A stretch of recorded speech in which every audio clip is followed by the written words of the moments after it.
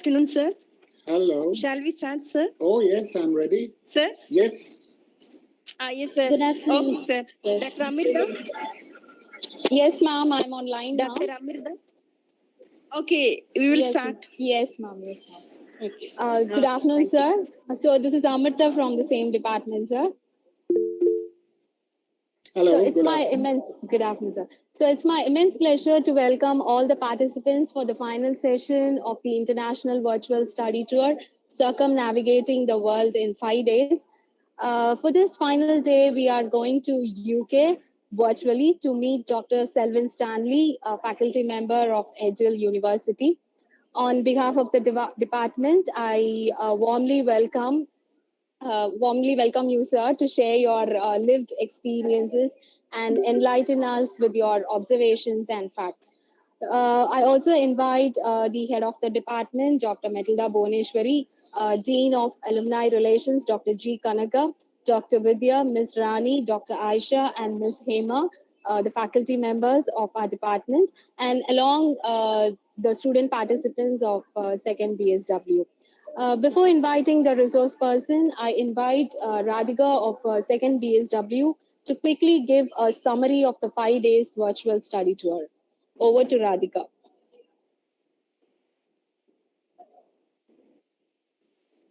Good noon, sir. Am I audible? Yes, you are audible. Summary of the activities of 5 days virtual study tour. Day 1. We started our study tour on the very special day of Women's Day and privileged for that. Mr. Andrew Sesuras was the speaker of the first day. He spoke the child rights and the measures to control the school dropouts. We have played Damcharas and learned the importance of self-awareness. Day 2. Speaker from Indira Gandhi National Tribal University, Amarkantak, Madhya Pradesh, spoke about the structure and the facilities of the university. They also spoke about the tribal people and their lifestyle. They also presented social workers' role and their experiences in the campaign. Mr. Bala Asirvadam narrated about the Dutch people and responsible lifestyles. People were leading a happy life in Netherlands. He spoke about the country's history, culture, people, food and language, and also the social work practices in Netherlands. Day 3. Mr. Bala Asirvadam clarified the doubts regarding social work practice and welfare schemes offered there. He detailed about the democratic government of Netherlands. We had a group discussion on Mr. Bala Asirvadam's third session. Day 4. Visualize some motivational videos of Dr. Parveen Sultana. Dr. Amrita Mary had given a lecture about the questioning skill, and we find how to frame questions and how and to whom to raise the questions. At evening of 8 to 9 p.m., Mr. Sai Krishnan addressed about the Germany. He described the experience and the people he had seen in Berlin in journey of his social work practice. He presented the culture, food, monuments, history, climate, and language of Germany.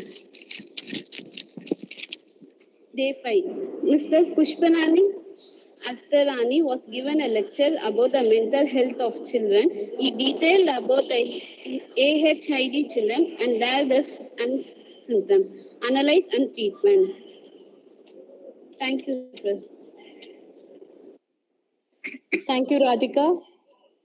May I invite Ms. Hema, faculty member of Department of Social Work, to formally introduce the chief guest to the participants. Over to Hema, ma'am. Good afternoon, sir, and good afternoon to all. It's my great privilege to introduce our legend, Dr. Selwyn Stanley, sir. He finished his post-graduation at Madras School of Social Work in 1983. Then he joined as a lecturer in Department of Social Work at Bishop Weber College, Tiruchirappalli. And there he is promoted as a head of the department and as a reader. After 24 years of teaching career in India, he moved to UK in 2007 to teach at Plymouth University. Now he is working as a senior lecturer in Edgell University, UK, since 2019. He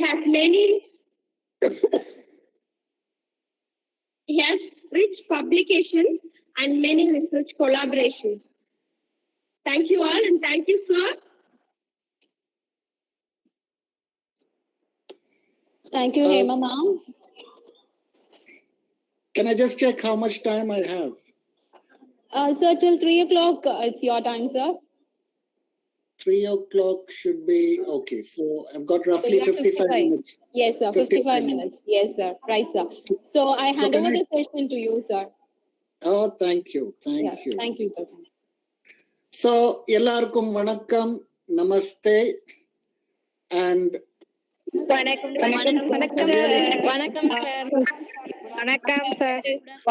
sir. I'm really happy to be here this morning. It's actually 8:30 my time, and it should be around 2 o'clock, 2:30 your time. So I'm just starting my day with this session with you. I'm really happy to be here. First of all, let me thank all the organizers of this program and convey my regards to your principal, Dr. Sujata, and say hello to Kanaga, the Dean, to Matilda, Hema, Amrita, and all my colleagues in the social work department, staff, as well as students. To all of you, thank you very much for inviting me for this session.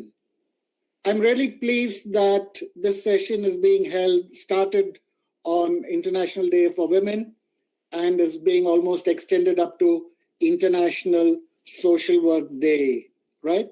And congratulations for this novel idea about doing a virtual study tour. And it's a nice opportunity to interact with people in different parts of the world and get to know something about social work. Now, I'm not a stranger to Cauvery College. Yeah, introduction கேட்டீங்க நீங்க. நான் 24 வருஷம் பிஷபீபூர் காலேஜ்ல இருந்தேன். இங்க யூகேக்கு it's been about 12-13 years now since I moved to the UK. So what I'm going to do today is share a comparative perspective of social work education in India and the UK. Okay? And I will generally talk about some of the social problems in the UK. And I know Cauvery students are very bright, very intelligent, and I would like to have an interactive session. I'm looking forward to answering a lot of your questions. So with this small, I hope the audio is clear, video is clear. I don't use Google Meet much. I'm more used to Microsoft Teams. So everything is clear, sir. Good. So I hope you can see the slides as well. Can you see the slides? Yes, sir. Okay. Yes, sir. Yes, sir. Right. So today I'm going to compare social work education in the UK and in India. And like I said, it'll be nice if you ask me a lot of questions. So Tamil enak puriyum, nallave puriyum. Englishla kelunga, Tamilla kelunga, Hindila kelunga, edala venalum kelunga, ana kelvi kelunga. Okay? Because a curious mind seeks knowledge, and knowledge, my friends, is power. Okay? So there are 4 routes to become a qualified social worker in the UK. One is like you people, you can do a BA social work. It's an honors degree. Or you can do a MA social work. And now we also have 2 other routes. Kila pathina, at the bottom, there is a StepUp program. And on the side, there is the MNSW. I'll just explain what is StepUp program. StepUp program is people who are already working in NGOs or in the governmental sector, already working, but don't have a formal qualification for social work. So they register with the university. They are supported by their employers to get a degree in social work. It's a postgraduate degree. So at the end of 18 months, it's a very intensive kind of a degree. At the end of 18 months, they get an MA in social work. On the right side, you see MNSW. This is a unique program which I think only about 4 universities in the UK offer this MNSW degree. MNSW is Masters in Nursing and Social Work. It's an integrated program. So students are exposed to nursing and also to social work. And at the end of 4 years, they can decide whether they want to become a nurse or they want to become a social worker. It's a very unique program. It's a 4-year degree. And at the end of it, they get a master's degree at the end of 4 years. So they have placement both in the nursing sector as well as within social work. And placement is very intense. It's very rigorous. The cream of our students actually take up the MNSW degree. So to become a qualified social worker in the UK, you can take any of these 4 routes. There is one thing I want to make clear. Social work is a protected title. Protected title. What do we mean by protected title? Anybody and everybody cannot call themselves a social worker. Now, I know that in India, it is very fashionable to call oneself as a social worker, particularly if you are a rich woman, like Mukesh Ambani's wife, or if you're doing anything, you may be a lawyer, you may be anything else by profession. Just because you're doing some social service, it is fashionable to call themselves a social worker. Here, you cannot do that. You have to be registered. Now, I'm a registered social worker here in the UK, okay? And you have to be registered with a body called SWE, Social Work England. Avangalukku varsham vande, I have to re-register. And every year, they will test my knowledge, they will test my skills in social work before confirming my registration. So only they have a social work register. So only if your name is on the social work register, you can call yourself a social worker and you can apply for social work jobs in the UK. So it is one of these 4 routes which enables you to get onto the social work register. So I've already told you about StepUp. So StepUp students get a bursary of about £20,000. £20,000 is a lot of money. 1 pound is 100 rupees. So you can calculate. So social work is a highly desirable course over here.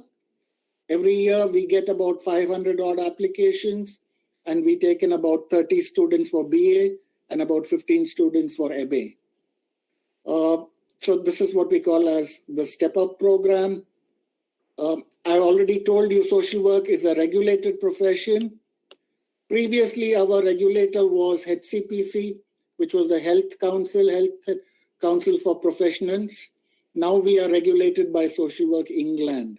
So social work is a protected title. So once our students complete their BA, once they get their degree, they are registered with Social Work England. Regarding placements, I think in India, you have a wide range of placements, wide variety of placements. Over here, during the 3-year BA degree, students do 170 days of placements. In second year, they do 70 days. And in third year, they do 100 days. So totally 170 days. Now, placement is very, very strict over here. Okay? Placement is very strict. I'll talk a little bit more about placement after some time. When students join the social work register, they must also sign the professional code of conduct. This is very important. Abdina, there is a certain behavior pattern. There is a certain dressing pattern. Okay? There is a certain regulation of how you interact on social media. For example, Facebook. I know that one of my students had to discontinue from the course because she had posted all kinds of unwanted material on her Facebook page. So my friends, be very careful with what you do on social media. Remember, you are not alone. You are not anonymous. Whatever you put on social media is out there for eternity. So a lot of people get into trouble because of social media, because of Instagram, Twitter, Facebook, all those kind of things. So students have to sign a professional code, which means that they will behave in a particular way. There is a charter of about 15 do's and don'ts, what you can do and what you cannot do. And if you violate the code, then disciplinary action can be taken and you can lose your title to practice social work in the UK. It's very, very serious.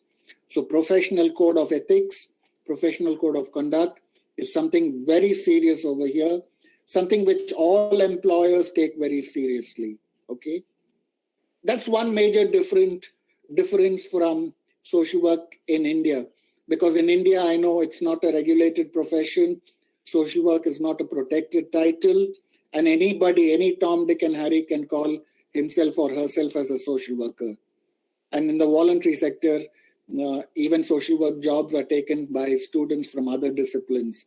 All this cannot happen here because, like I said, it is a regulated profession. Regulated profession, there is an act of parliament. There is an act of UK Parliament which gives Social Work England the right, the professional right to regulate and govern and maintain the standards of the profession. Okay, so that's what we mean by. So how are social workers taught here? We have a lot of visiting professionals, practitioners, and academics who come into our classrooms.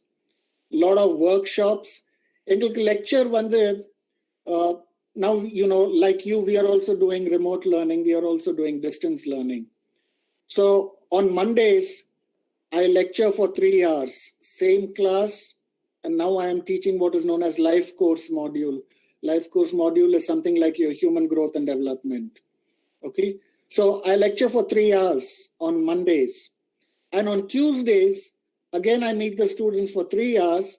But those 3 hours are based on activities which relate to my Monday lecture. So I have to plan out a series of activities related to my Monday session. It could be kind of journal article review. It could be watching a video clip and then coming together to discuss it. It could be doing a quiz.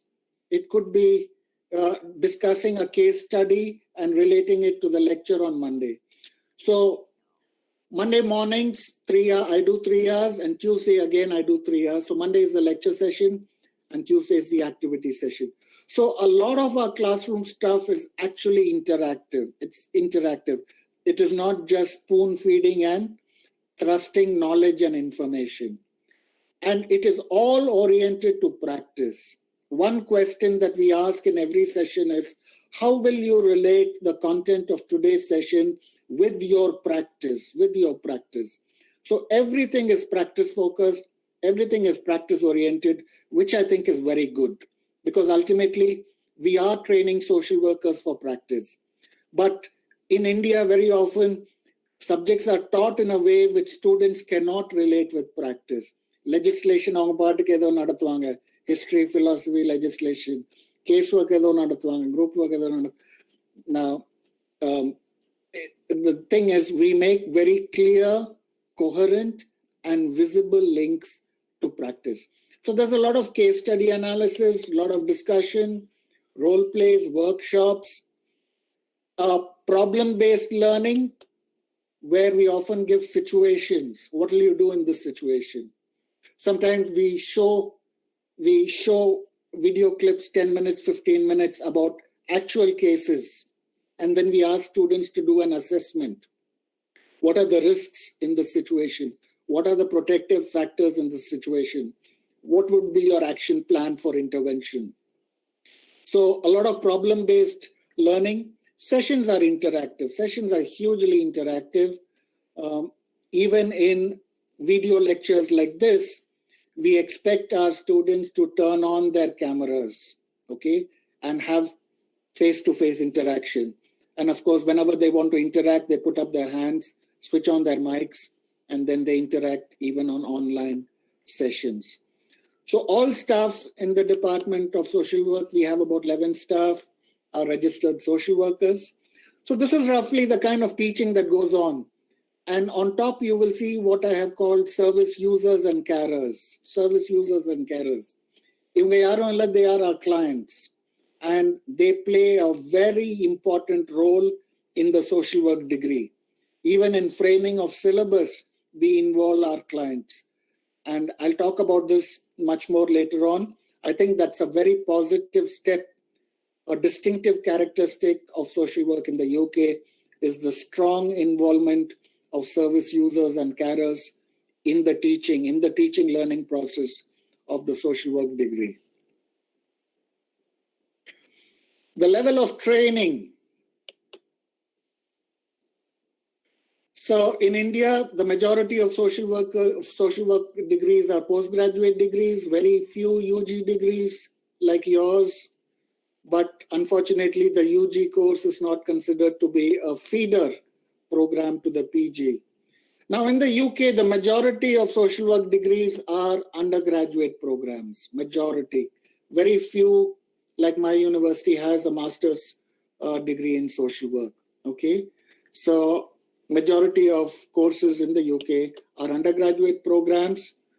Social work is a professional degree. And in India, particularly in PG courses, we have the specialization, isn't it? Medical and psychiatry or community development, family, child, whatever it is. Over here, there are no specializations. Either in the degree level or at the postgraduate level, there are no specializations. But students can choose to work either with children and families or with adults. These are the two broad areas of work. So even if it is children and families or whether it's working with adults, the skills are generic, the teaching is generic, and it's not capsuled into specializations. And having been exposed to this mode of education, I think this provides more flexibility, more adaptability, and more choice to students about in terms of choosing the career, where they want to work. So I think moving to a generic mode rather than a specialization-based mode, like Delhi School of Social Work. Delhi School of Social Work does not have specializations. They have a generic degree. So I think some institutions, very few institutions in India offer a generic program. All programs in the UK offer only a generic social work degree. We have some part-time programs. We have some part-time programs in social work, but they also involve placement. At the bottom of the slide, you see what I have called as ASYE. Now, this is a beautiful scheme which the UK operates. It's called Assisted and Supported Year in Practice. Now, what happens? All our students get employed. There are enough and more jobs for social workers. So social work, when they, as soon as they graduate, even on placement, and I know this happens in India also, when students go for block placement, many of them get jobs, get employed. So almost all our students after passing out get jobs. Now what happens is the first year, which is they are on probation with the employer, they are on probation with the employer. But in that year also, in the first year also, they are attached to the department. They are attached to the social work department. So they are working in the field, but they are attached to the department. So they still have supervision from the department as well as from the agency. So we help them gradually to learn the specific role of their employment. So we support them in their employment in the first year. I think it's a beautiful scheme and the government supports it. So there is funding available. So the university gets funds to support students who are employed during the first year of their employment.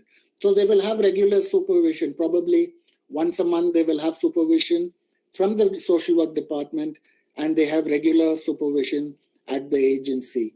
They also are free to attend university classes, some sessions, some classes. For example, if they want to do a session on assessment, they can find out when the university is running the session on assessment, and then the employer will release them for that day so that they can come to the university and attend that particular lecture session. So it's a very nice kind of system of supporting students and gradually cutting the umbilical cord which ties them to the department. So 3 years they are with the department. So again, gradually we ease them into the employment phase, which I think is fantastic. I've already spoken about generic and specialization modes, so I don't want to spend time on this slide. Age of intake.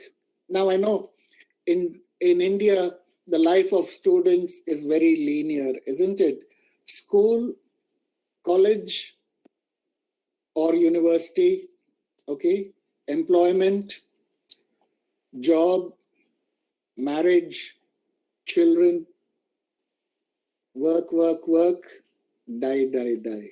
Okay, it's a very linear life, very linear, progressive, staged life. It's not like that in the UK. The average age of my undergraduate student, the average age of my undergraduate class is 28 years. So we encourage students to come to the BA after they have some what we call as life experience. They could have been a salesman, they could have worked in a nursery. So we encourage them to come to the BA after life experience. Konja வாழ்க்கை பார்த்துட்டு வாழ்க்கையை அனுபவிச்சுட்டு அப்புறமா படிக்க வாங்கன்னு தான் we encourage. And very often now we are doing interviews, we are doing student selection for the next year. Sometimes we tell students, sorry, we think you need some more life experience. So do some voluntary work and come back next year. So most of our students are mature students. They have their own families. Life is not so linear here. Children first, marriage later, or children first, no marriage, all that happens. So students balance home life with university life, right? So mature students and maintaining work-life balance is very important, But those who come to the course are very focused. They have clarity. எதுக்கு நம்ம social work படிக்கிறோம்? What are we going to do after this? They're very focused. They take their lectures very seriously. If I have a lecture today, I just cannot cancel it. I cannot say I'm not feeling well. No lecture today. They will immediately complain about me. Okay? So academic life is very, very strict over here. It's very well regulated over here. And students can challenge us because they are paying 9,000 pounds a year. 9,000 pounds into 100, kanak potu paathanga, it's almost 1 crore a year. Of course, the government gives them that money, okay? But our students are our stakeholders, most important stakeholders, and they question us at every stage. So age. Taught content. I think I should say something about what I mean by taught content. Now in India, and I keep telling my colleagues, change the syllabus. Nobody is talking now about casework and group work. These are all outdated methods. So in India, unfortunately, still continue to talk about direct and indirect methods. You're taught about principles, models, strategies, different settings of practice. And it's quite interdisciplinary because you're taught sociology, psychology, some elements of philosophy. So I think theoretical input in India is quite broad. It's quite broad-based and quite comprehensive. Whereas over here, everything is focused around practice, skills of practice, values of practice, models of practice. And like I said, we don't talk about casework and group work, okay? We talk about working with children and families. We talk about, it's again, the theoretical input is very generic. So for example, you would have found a lot of principles that you're taught in group work are being repeated in casework, okay? So we avoid those kind of repetitions. And most of the books now that are being written, there are no books on casework, there are no books on group work being written for the past 20 years in the UK. It's all about integrated social work practice. So we talk about an integrated approach. We talk about a holistic approach. And there is a very strong focus on assessment. What do you call diagnosis? Okay. And there's a very strong focus on assessment because the belief is that if your assessment is not good, your intervention is not going to be effective. So we talk about risk assessment, need assessment, resource assessment, person assessment, situation assessment, and then we talk about planning action plans and interventive strategies. And it's quite interdisciplinary. The links, however, with other disciplines like sociology and psychology and philosophy are not very strong over here, okay? Because we are just talking social work, social work, social work. That's all we are talking, except for some modules. You will also be happy to know that in terms of assessment, there are no examinations here. Absolutely no examinations. The only examination they write is in law and social policy, okay? Legislation and social policy. Adukkum or karana irukku. Why only law and social policy has an examination? Because I know in India you study legislation, but you study legislation just to pass that paper. You don't use that knowledge later on, okay? Over here, social workers have to go to court. You have to present case on behalf of your client. You have to work with lawyers, okay? So legislation and policy is very important for practice. Whether it is Mental Health Act, Disability Act, social workers have to be thorough with the provisions of the Act because often they have to represent their clients, their service users in court, okay? So they have to attend case conferences with multidisciplinary professionals, advocates, magistrates, and all that. Next week, I'm going for jury duty because I'm a social worker.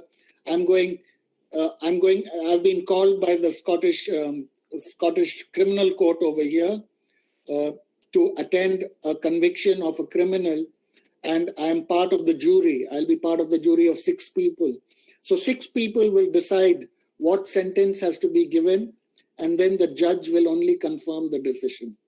So there's a very close relationship between legal practice and social work practice here in the UK. And you may not find this in many other countries, okay? So a strong focus on need and risk assessment, very strong ties with legislation. So you might ask me the question, if there are no examinations, how do you assess students? We have a series of assessments. We ask them to do PowerPoint presentations in class. Could be individual, it could be group. They are marked on that. And then at the end of each module is a subject. What do you call subject? We call as module. So at the end of each module, they have to give a 3,000-word essay, 3,000-word essay. We'll give them a question and they have to give us an essay. So they can refer books, they can read around that question and write an essay. And each essay is marked by 2 people. So that is the primary mode of assessment that we follow over here. So the major emphasis in social work over here, a lot of importance given to ethical practice, ethical practice. Can I go for a movie with my client, with my service user? Okay. Can I go for a meal? Can I go to a restaurant with my client or my service user? Believe me, a lot of people have lost their jobs because they have done these things, right? So very strong ethical dimension, evidence-based practice. Even in the classroom, when we teach our students, it has to be against the background of research and evidence. We have to tell them what works, what is effective, what is not so good. So evidence-based practice. The third important element is reflective practice, which I find is very weak in India. My apologies for saying this, but I find critical thinking and reflective practice very weak, okay? So particularly the fieldwork conferences in India have become a joke. Pardon me for saying this. So you submit a file, you write something, your teacher, your supervisor just ticks, corrects it, asks you 1 or 2 questions. Fieldwork conference is over. Okay.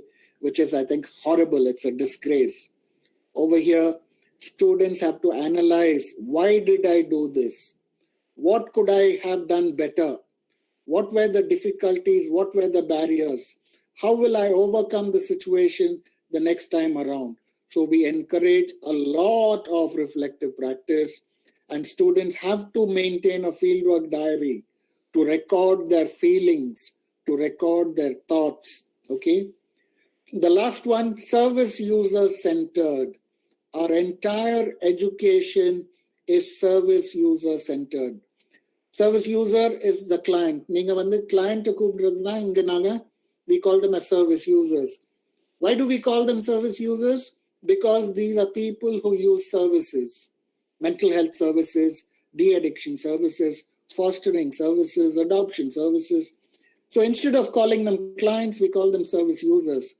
And there is a strong focus of putting service users at the center of practice. Okay? So whatever decisions you take have to be in the best interest of the service user. So what we call as person-centered practice. Okay? So here practice has to be person-centered. It has to be not what the social worker thinks is right. Over there, we learn about self-determination, but we hardly practice self-determination. Here, the service user has the right to refuse your intervention, has the right to refuse your service, has the right to say no. Okay? So service users play a very strong role in our program. They come in for fieldwork training. They come in for interviewing students. They are present. We invite them for lectures. Sometimes we have joint sessions with service users during the course of our classroom teaching. I think this is excellent practice, and this is something that Indian social work institutions should learn about, how we must give importance to the people whom we serve and how they should have representation in our boards of studies, in our academic councils, academic committees, and they should influence, because ultimately they tell our students the qualities that they look for in a good social worker. Okay? Because they have had experience of social workers, they teach our students what are the good skills, what are the good qualities which social workers should have. So I think that's an excellent kind of model which I wish Indian institutions could adopt. Unfortunately, in the UK, we don't talk about community organization, we don't talk about social work action. Okay? And I think that's good about India. That's good about Indian social work. You're taught about community organization, you work in slums, you work in villages. Here, our students don't have the experience of working in communities. They are all attached to organizations. They are all attached to agencies. Okay? So they don't have the exposure of actually working in the grassroots level in the community. So in the UK, I feel these methods are lost. And sometimes my students are really surprised when I talk to them about the kind of experiences which social work students have in India, the kind of slum placements that they do, the kind of rural camp that they arrange. My students over here don't have all that experience. And I think they are good positive features which you should continue to retain and strengthen within your curriculum in India. Major themes in the UK. A lot of our teaching is around these themes. Social justice, empowerment, vulnerability, resilience, stigma, discrimination, anti-discriminatory, anti-oppressive practice, cultural sensitivity, cultural competence, equality, diversity, maintaining personal professional boundaries, multicultural social work practice. Okay? Now, these are the major themes that we focus on in all our modules, in all our teaching. We somehow, sutti valitchi, ingada vanda nippom, because these are the issues that are important in practice. And most of the social work in the UK is geared around child protection. It's a core area of practice, child protection and safeguarding. So children and families and working with adults. So these are the two broad areas. Now this is what we call as professional capabilities framework. This is given by Social Work England. Okay. If you see at the center, it is what ASYE I spoke about, assessed and supported year in employment. Okay. Now, if you look at the themes outside, professionalism, values and ethics, diversity, social rights, justice, knowledge, critical reflection. So these are the dimensions given to us by Social Work England. Our curriculum has to be based on these themes. And each circle represents first year, second year, third year, post-graduation. Okay. So it becomes more complex. The themes remain the same, but it becomes more complex. Our teaching becomes more complex. Sir, And when yes. sir, I have Yes, one question, sir. can Sir, we have the UK can we have the questions at the end, please? problem, sir. Sir, justice, empowerment, discrimination. So, sir, stigma means, sir. Can we have the questions at the end, please? I will answer your question. Yes, sir. Yes, sir. Yes, sir. Thank you, sir. Yeah. Okay, sir.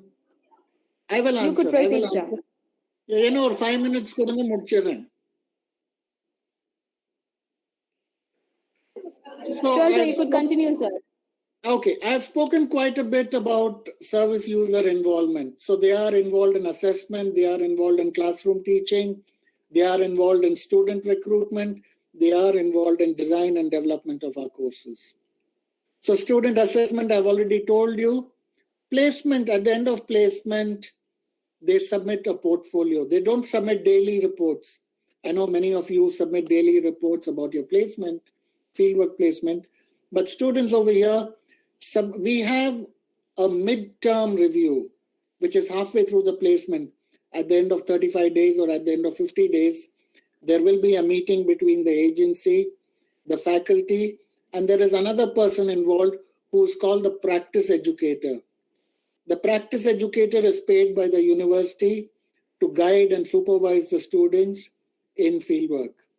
And the agency is also paid by the university for taking our students on placement. Of course, the university gets this money from the government. So we get government money and we pay our agencies to supervise our students. One way that is good, because we can question our agencies. We can demand that certain experiences and certain areas of exposure are provided to our students. So at the end of it, our students present a consolidated portfolio. It's a solid document where they have to map their performance against that umbrella I showed you, the PCF. They have to show us, they have to demonstrate how they have achieved certain skills, how they have used certain theories, what values they have practiced, and they have to reflect on what were their failures, how have they grown as social workers. It's a very reflective kind of a portfolio. So this is roughly how students are assessed. Plagiarism, you might think, essay thane elda solranga, cut copy paste pannalame. Nare per pannittu maatranga, maatittu, because we have plagiarism software. So everything is electronic, they submit it electronic, every essay is checked electronically, and immediately it tells us 80% of this essay has been copied, or 60% of this essay has been copied. No questions asked. The student is sent to disciplinary committee, maybe asked to repeat the module, or if it is too serious, then the student may be asked to drop out of the course. So though there is internet, this cut copy paste business doesn't really happen. I know quite a lot of in India it happens, particularly with dissertations. In Anyavarka once, I went to another college for a viva where I got a dissertation which I had supervised 3 years back in my own college, in Bishop Weber College. So all these things happen, but over here they're very strict. And if you're caught, disciplinary action, that is the end. Okay, so students are very careful about what they do. So like I said, reflective practice and critical thinking. Ellathillume kelvi kekradhu we encourage. Why, how, why not this? So we encourage that kind of critical thinking in our students. Modular approach, I've already told you. So I have each subject has only 14 lectures, okay, in one term or one semester. So the life course module that I'm teaching will have 14 lectures and 14 activity sessions. So this is the pattern that we follow for each module. Research, I think Indian students are much better with research. Indian students are very strong in quantitative research. Here, UG students have to do a dissertation, but they don't do field data collection. They only take up a research question and they do review of literature in the library and they draw certain conclusions. So it's a 7,000 words, library-based, what I call as keypad research. And students over here, research over here, generally very weak in quantitative research. They're very good in qualitative research, but quantitative is not so good.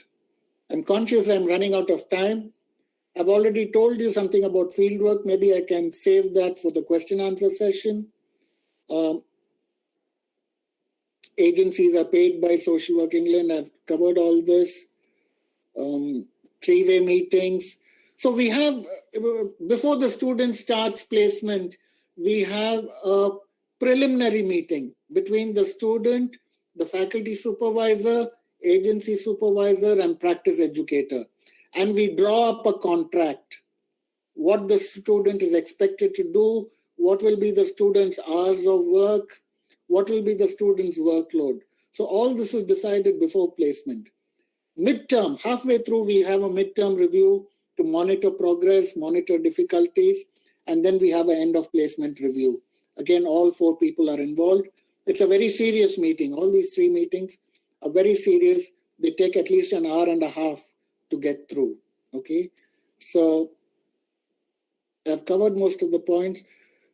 So in general, attendance, yes, we don't force our students to attend, but generally the attendance is good.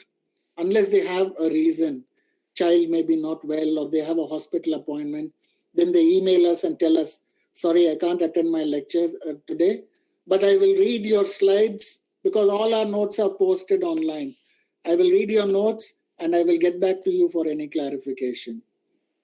Now, unfortunately, not much importance is given to social work in the voluntary sector. 90% of social work in the UK happens in governmental placement, governmental agencies. Okay, so the criticism is that we are not training students for voluntary placements, which is a valid criticism. But we ensure that our students get at least one statutory is government-based placement, and one voluntary or non-statutory placement. So often students ask me, which is better, Indian social work or social work in the UK? I would say that's a very difficult question to answer because social structure is different, social problems are different, resources are different, literacy levels are different, social problems are different. For example, teenage pregnancy is a huge problem here. Drug misuse is a huge problem here. Okay, alcohol misuse is a huge problem over here. So because the nature of the problems are different, the nature of social work practice is also different, because ultimately social workers deal with social problems, isn't it? So I think each is kind of dealing with social issues in its own way. Each is good in its own way. There are a lot of good things about social work education in India, which I try to introduce here.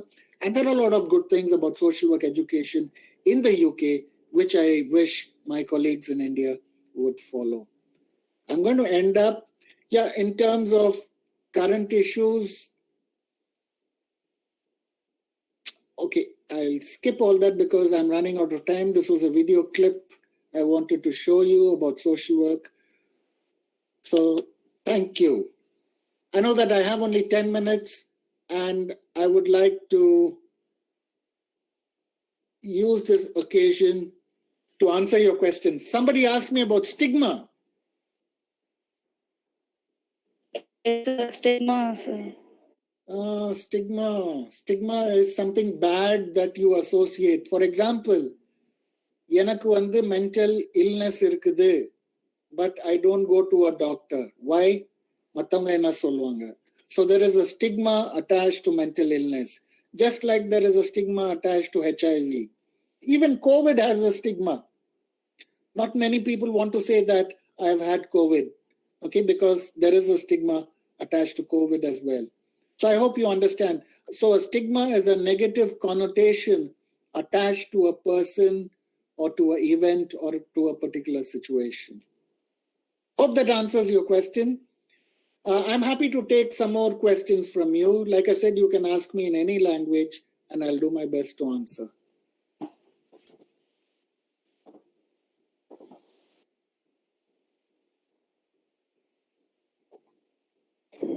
Sir. Sir, good afternoon, sir.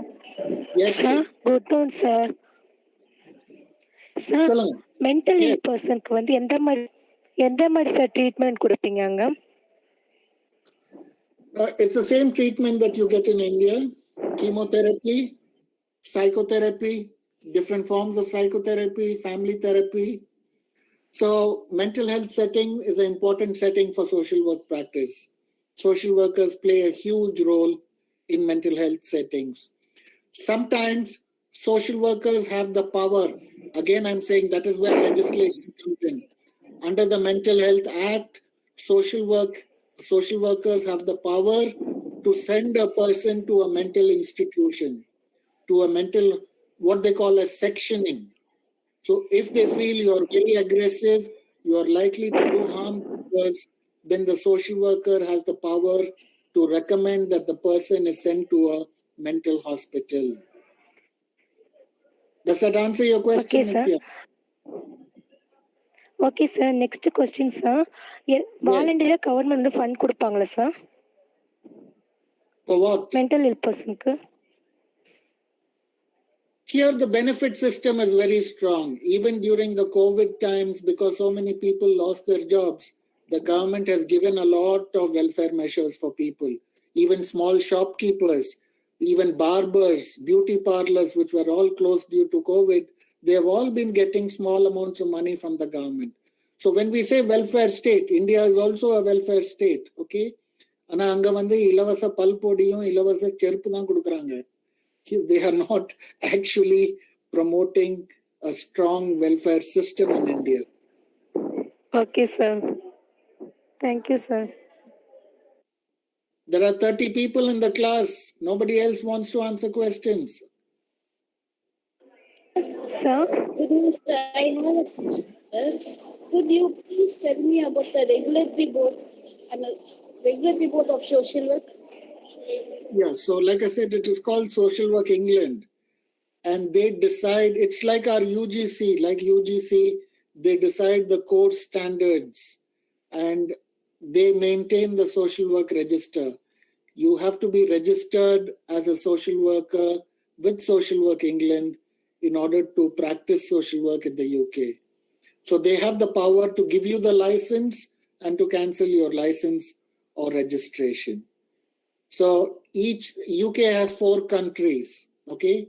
The UK has 4 countries, England, Scotland, Wales, and Northern Ireland. And each of these countries has its own regulatory body. So right now I'm in Scotland, but I work in England, okay? But because of the COVID, I'm now with my family in Scotland. Scotland, I'm also registered as a social worker in Scotland with another regulatory body, Scottish Social Services Council, SSSC we call it. So each of the 4 countries within the UK is United Kingdom, isn't it?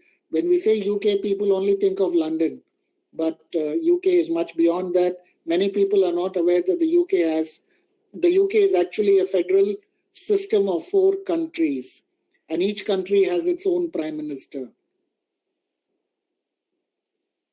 Go on. Anybody else? Somebody asked a question about social problems. Nitya, I can't hear you. You're not clear.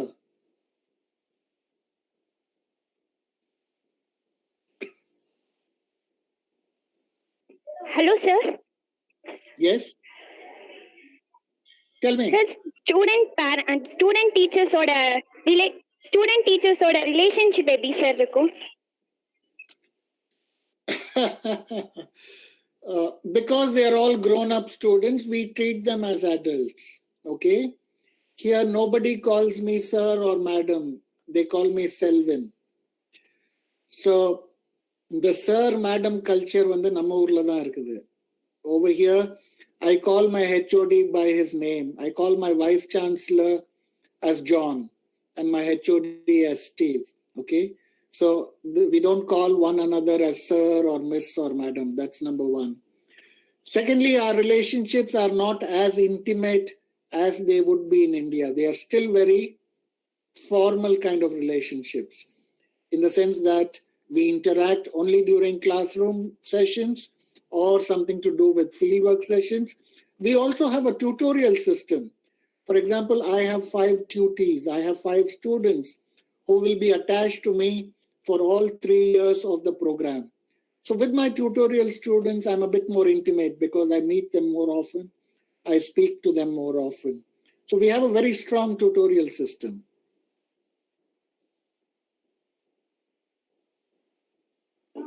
Thank you, sir. Okay.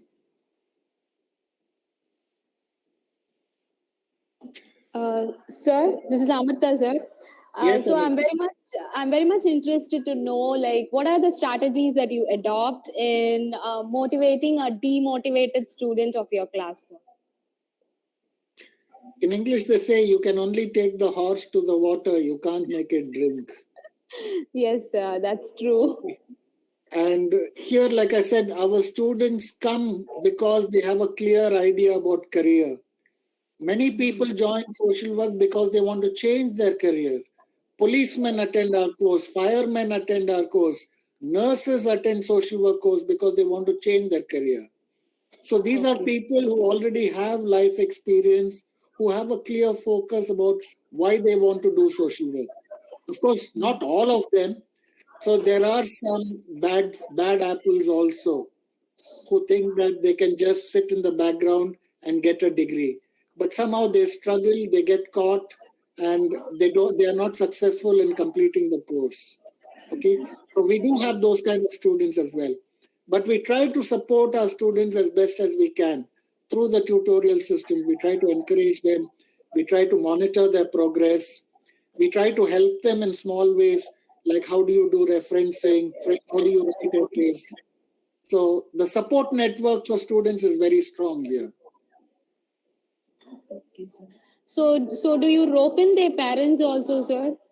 As, No way, no chance. Oh, No chance. okay, sir. I cannot contact parents directly. I cannot. Because we are dealing with adults. We are dealing with adult students. We treat them as adult students. We cannot go to their parents. Okay, sir. So it is up to the teacher as well as the student to decide upon their education as well as other important decisions related to academics. Okay, sir. Okay. Absolutely. Thank you so much, sir. For those Good of you, afternoon, sir. yes, Kanaga, go on. Nice to hear your voice. Tell me. How are you? I'm good. Thank you.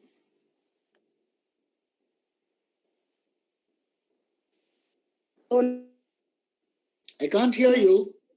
Your voice is frozen. I'll come out, sir. In the room, I'll come outside. Now it's audible, sir.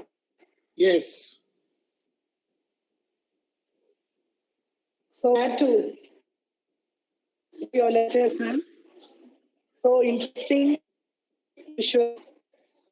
Very motivating, sir. I think the students are very gifted and they are very fortunate to listen to you, sir, and to see you also through this virtual mode. Thank you so much, sir, for giving us the opportunity to listen to you and sparing your time. So happy, sir. Thank you. Thank you so much, sir. Thank you so much, sir. Any more questions?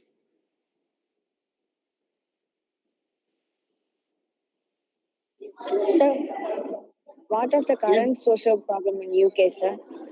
Current social problems, like the world over, all suffering because of COVID, all struggling because of COVID.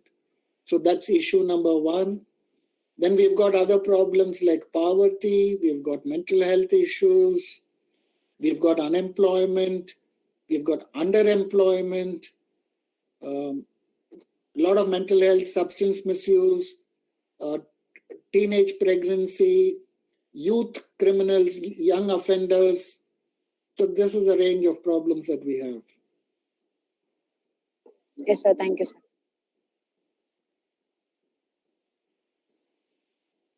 It's much the same. All over the world, social problems are the same, but the way that they are manifested is different. For example, poverty in India is different from poverty in the UK. Here, the poorest of poor, nobody goes hungry, okay? Unlike extreme poverty in India and some pockets of India. Here, poverty has a different meaning. Not having internet, not having television, not having good heating at home is considered to be poverty.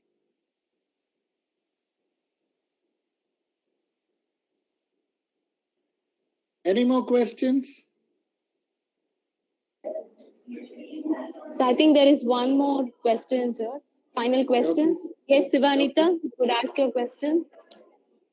I think she has typed it in the chat window, sir. She is very much curious to know about the problems faced by women, sir, specifically by women in UK. Gender discrimination. Gender discrimination is very much there. Women are recognized, they are respected, but very few women reach the top. Most of the top positions are male dominated. So within the university, I can see it. There are a lot of women teachers. But if you look at heads of departments, if you look at deans, if you look at vice chancellor, they usually tend to be men. So there is some amount of underlying undercurrents of gender discrimination. Definitely there is. But equality of pay is there, which I know is not there. In India, even in the construction industry, the male sital is paid more than the female sital.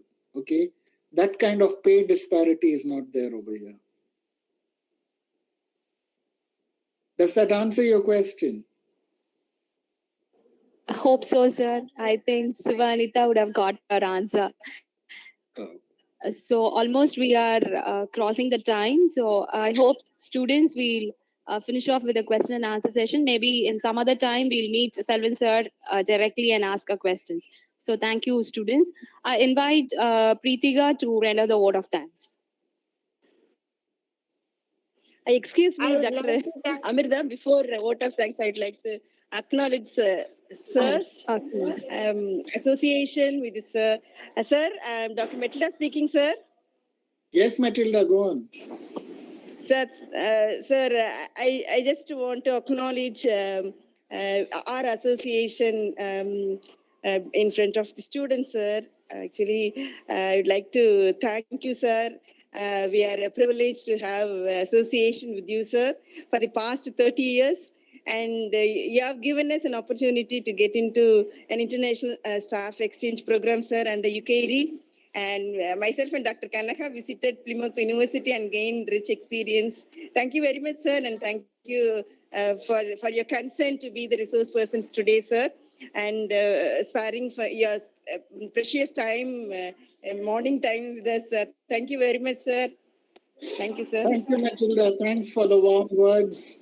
And I really cherish my association with Cauvery College. Thank you, sir.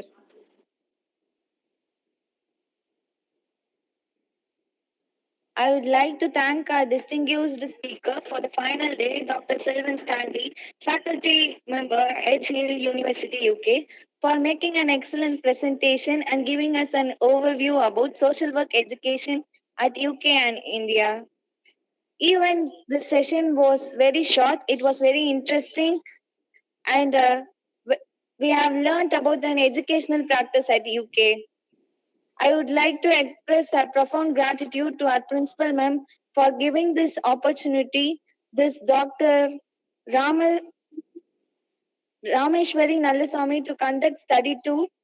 I would also like to thank our beloved head of our department and our faculty members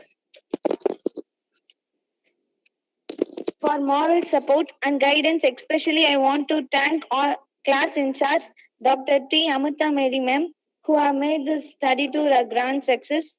Thank you, ma'am. Once again, thank you all.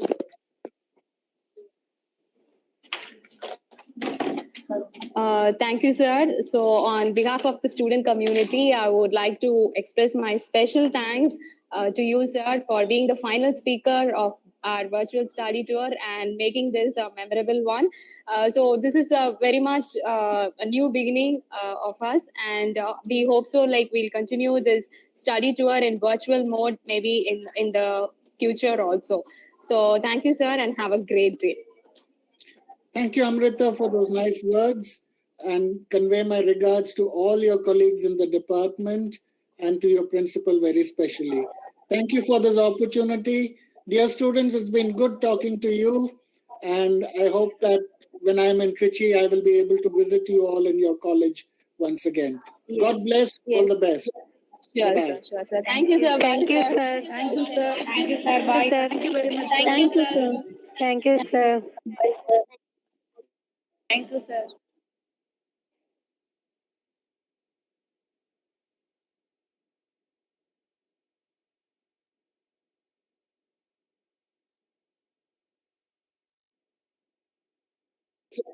Sure, sir, sure, sir. Thank you, sir. Thank you, sir. Thank you, sir. Thank you, sir. Bye. Thank you very much, sir. Thank you, sir.